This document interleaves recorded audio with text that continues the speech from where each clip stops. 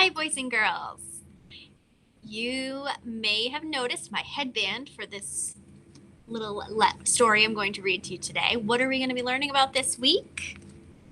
Bats. So, the first book that I really think we'll read a few times because it has a lot of good information, even though it's a fictional story, Bat Loves the Night. It has a lot of facts about bats that we are going to talk about this week. So I hope you enjoy it and you learned something, maybe something new. This is by Nicola Davies, illustrated by Sarah Fox Davies. Bat Loves the Night. Bat is waking. I'll turn my computer a little bit. Upside down as usual, hanging by her toenails. Her beady eyes open, her pixie ears twitch. She shakes her thistledown fur. She unfurls her wings, made of skin so fine the finger bones inside show through. This is a pipistrelle bat's body, and it's no bigger than your thumb. So if you look at the size of your thumb right now, that's the way the bat's body is, really. That's the size of their body. A bat's wing is its arm and hand. 4 extra long fingers support the skin of the wing. You see it? Now she unhooks her toes and drops into black space. With a sound like a tiny umbrella opening, she flaps her wings. Bat is flying. Bat toes are shaped like hooks, so it's no effort for a bat to hang upside down. So you can make your finger like this. That's like the hook for them to hang on something upside down quite easily. Out! Out under the broken tile, into the nighttime garden. Over bushes, under trees, between fence posts, through the tangled hedge, she swoops untouched. Bat is at home in the darkness. As a fish is in the water, she doesn't need to see. She can hear where she is going. Bats can see, but in the dark, good ears are more useful than eyes.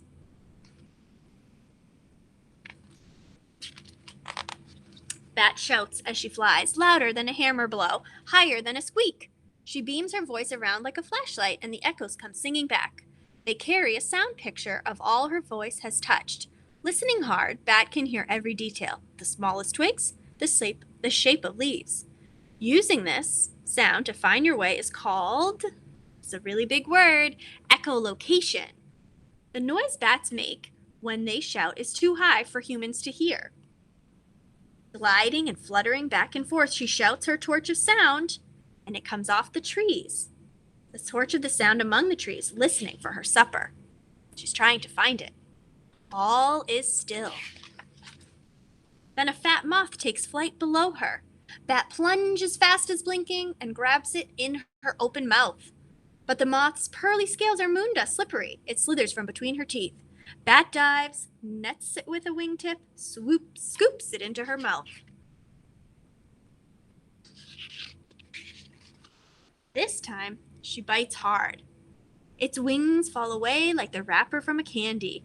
In a moment, the moth is eaten. Bat sneezes. The dusty scales got up her nose.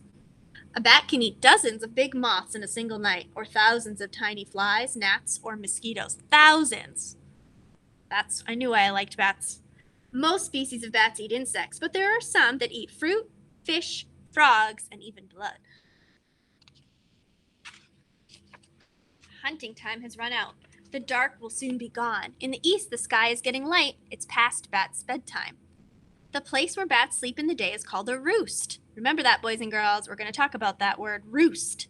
It can be in a building, a cave, a tree, so long as it's dry and safe for them. That's called the roost. She flies to the roof, or her roost, in the last shadows and swoops in under one broken tile up here, right near the chimney. Inside there are squeakings. 50 hungry batlings. I wonder what a batling is. What do you think? A baby bat. That's right. They are in a huddle hooked to a rafter by oversized feet. Bat lands and pushes in among them, toes first, upside down again. Baby bats can't fly. Sometimes mother bats carry their babies when they go out, but mostly the babies stay behind in the roost and crowd together to keep warm, just like in here. You can see all those baby bats huddled together. Bat knows her baby's voice and calls to it. The velvet scrap batling climbs aboard and clings to Bat's fur by its coat hanger feet. Wrapped in her leather wings, the baby suckles Bat's milk. Baby bats drink mother's milk until they learn to fly at a few weeks old. They can leave the roost at night to find their own food. Outside, the birds are singing, the flowers turn their faces to the sun, but inside the roof hole, the darkness stays. Bat dozes with her batling, waiting. Bats are nocturnal. That means they rest by day and they come out at night to search for food. When the tide of night rises again, Bat will wake and plunge into the blackness, shouting, looking for food. Bat loves the night.